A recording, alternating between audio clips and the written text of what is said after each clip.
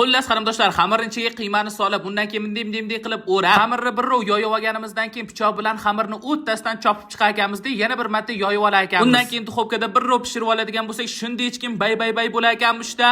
O'xsharmikan-a? Deb turib Xitoycha retseptni boshlavardim qarindoshlar. Xamirning ichiga qiymani solib, o'sha xuddi videoda ko'rsatgandek qilib munday qilib o'rab. Go'shtli non, sen go'shtli nonga o'xshamaydi. Somsa desang, somsaga o'xshamaydi. Bir neobычный narsa bo'lsa kerak-a. Ana shu protsessni 3-4 marotaba takrorlagandan so'ng shunaqa gapirsam o'zimga o'xshamay qolar ekanman. Xamirni ustidan yaxshilab bosib, bir o'qlovda uvalab, undan keyin pichoqda har qayog'idan timdalab chiqar ekanmiz-da. Har yog'idan timdalab chiqqanimizda chig'anoga o'xshab qolar ekan bu janavar. Buni ham ustidan yana bir o'qlovda uvalab. Xullas qarindoshlar, qarindoshingiz Xitoydan mahsulotlarni zakaz qilish bo'yicha 2 kunlik bepul darslik o'tkazmoqdaman. Bepul darsligini o'tkazib yubormaslik uchun Pro Film shapkasidagi aynan mana shu link orqali yopiq Telegram kanaliga marhamat qarindoshlar. Tayyor bo'lgan chig'anolarimiz ustidan tuxumni sarig'ini surtib, sedanalarni sepib, duxovkaga jo'natib yubordim shu desanglar. Bu ketishda qarindoshingiz restoran ochib yuboradi-yo. Chig'anolarimiz qanday go'zal bo'lib pishganini bir qaranglar.